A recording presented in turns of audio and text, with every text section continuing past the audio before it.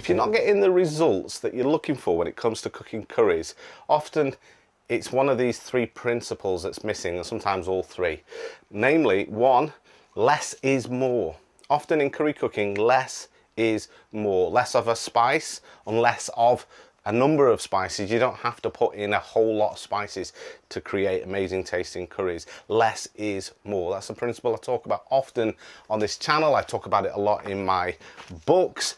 I talk about it on our online course. Less is more. The second principle, which is very important, which often people get wrong, is it's not what you're putting in your curries or leaving out of them that's not getting you the results that you're looking for, but it's often the all-important cooking technique that's missing. You're not cooking it right. You're not cooking your onions long enough, or you're not actually cooking your spices correctly. You're perhaps overcooking them, and therefore they become a little bit bitter, or you're not cooking them enough and they don't release their flavors. It's literally a delicate balance. Hence, in my books, I have a box with every recipe, a top tip box. It's almost like having a chef stood over your shoulder telling you how to cook it, because the cooking technique is just as important, if not more important, than what you're putting in it. So less is more, cooking techniques number two. Third one, quality ingredients. If you use really good quality ingredients, quality spices, quality meats, quality tomatoes, fresh tomatoes, ripe red tomatoes, or if you're going to use tomato puree, use the Sirio brand. It's these things, it's these little things that can make the difference. Honestly, believe me, if you get those three things right, you will create amazing tasting curries and you'll surprise yourself, honestly. Now, in the video today that I'm going to share with you, which is an old archive video, remember in the Q&A last week, I said I'm working hard to get as many as possible of my old videos back on the channel. I'm going to share with you one today, which was shot at Billy's Choma Grill in Preston, which was like an Indian style cafe, and he did biryanis, he did nahari, he did chicken on the bone, lamb on the bone, amazing authentic tasting curries. And the recipe that Billy's going to show you today, which is a chicken on the bone, a very simple recipe, not a lot in it, exemplifies those three principles I've just mentioned to you. Less is more, it's how you cook it and quality ingredients. So enjoy the video. Today we're going to make a chicken curry, which is going to be a simple basic chicken curry. The ingredients are going to be, obviously we've got chicken on the bone, some garlic and ginger paste, some green chilies chopped, a few tablespoons of oil, tomato puree, fresh tomatoes, fresh onions, and some coriander. And the other spices we're going to use would be chili powder, a bit of turmeric, a bit of cumin powder, salt, and garam masala. Okay, we're going to start making our chicken curry now, which is just a basic homemade Asian chicken curry. There's no particular name for it. So the first thing we're going to do is add some oil. That would be about 3 to 4 tablespoons. Is that 4 people again, Billy? Yeah, about 4 or 5 people would be fine. It's one full chicken. Chicken on the bone, obviously. So once the oil is a bit hot, what we're going to do is add some onions in it. We're just going to stir the onion a bit, and we have to keep on stirring it and wait till it gets golden brown. On this occasion, we've got to make sure the onions are golden brown. As you can see, the onions are quite brown now. The reason to do this is to get the flavor out of them, but because the next thing what we're going to add is ginger and garlic paste. And turn the heat down and stir it very quickly. While that's just sizzling, what we are going to do now is add the chicken.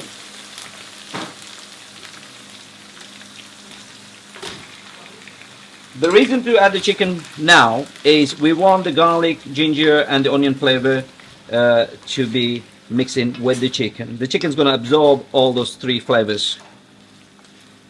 So we'll just give it. Chicken on the bone, isn't it? Yes, it is chicken on the bone. So we need the flavors to go in the meat itself, instead of just being cooked in the sauce. So we're going to leave that for about 10 minutes. Right, as you can see, the chicken is quite brown now, and obviously the garlic, ginger and the onions have coated the chicken. So what we're going to do, we can add a little bit of water if we need at this stage, just to keep it a bit moist. That will be about a couple of teaspoons, just not a lot. Yeah.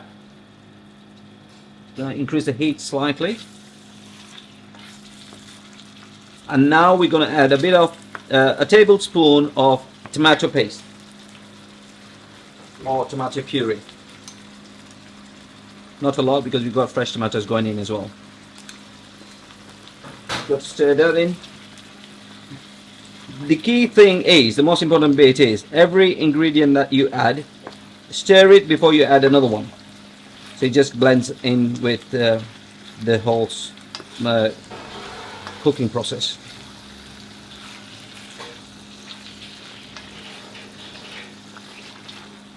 Once that's fine, so now we're going to add some more ingredients to it. And we're going to start by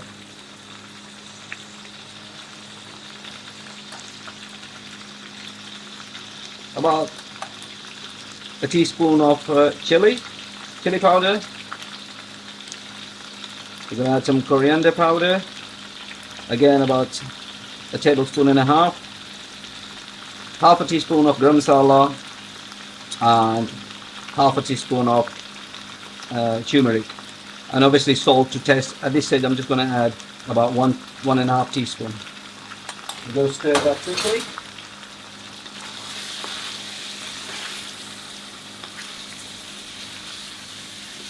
This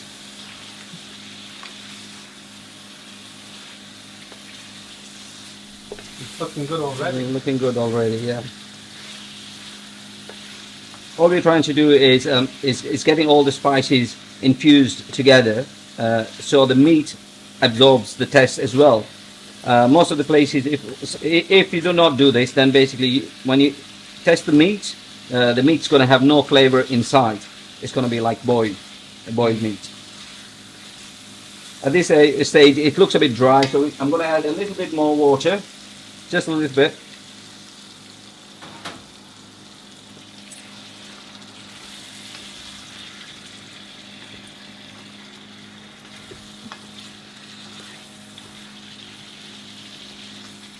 Billy was telling me that his wife makes a special garam masala blend, which is the garam masala that he's added in. So every recipe has its own unique taste. You were telling me that, weren't you? Yes, yes. I mean, I personally, she makes it, and she's been making it for years, so that's a bonus to me. But it's a simple chicken curry. I mean, obviously we're making it into a curry, so it's not a curry, chicken curry, just because it's made in a curry. So it's just a normal. These are just the enamel coated karahi dishes that you can buy in any good Asian store. Yes. Right, at this stage what we're going to do is add some fresh tomatoes in it, and that will be about 1 tomato. It smells good.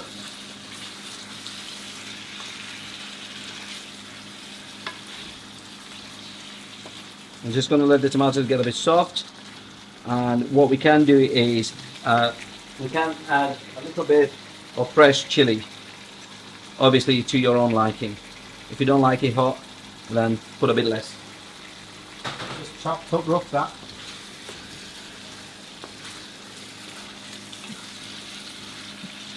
It's just simple 5-10 minutes, 20 minutes dish, but it is quite easy and very, very tasty as well.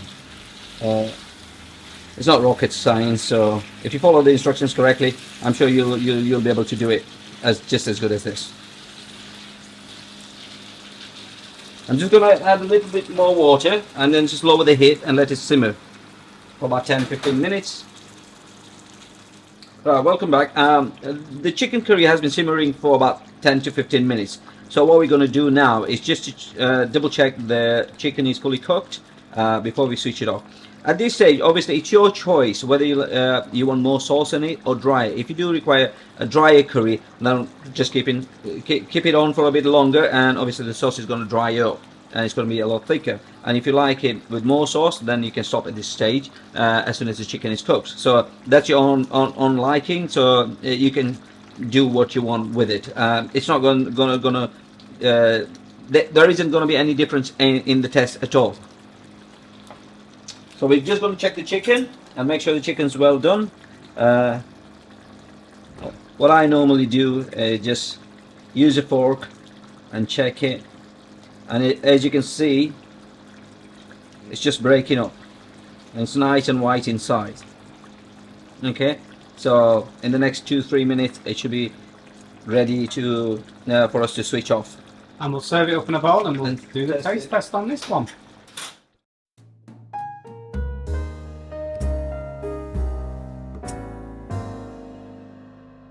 Okay, so we are going to do the little taste test here on this curry, and I'll tell you how it tastes. Just trying the sauce first. Wow. Really nice and subtle layers of flavour. Because Billy didn't use too much of any one spice in this chicken curry, you don't find that this chicken curry is overpowering. In fact, I feel that when you have a curry that's not got too many spices in it, or too much of a particular spice, let's just put it that way, you taste them more, which is an interesting concept really, but it is really less is more. When you put too much of a spice in, it will kill it, it will dominate it, and this is just a perfect example of something that's nicely, subtly spiced. I really like it, really like it. I'm just going to try this chicken.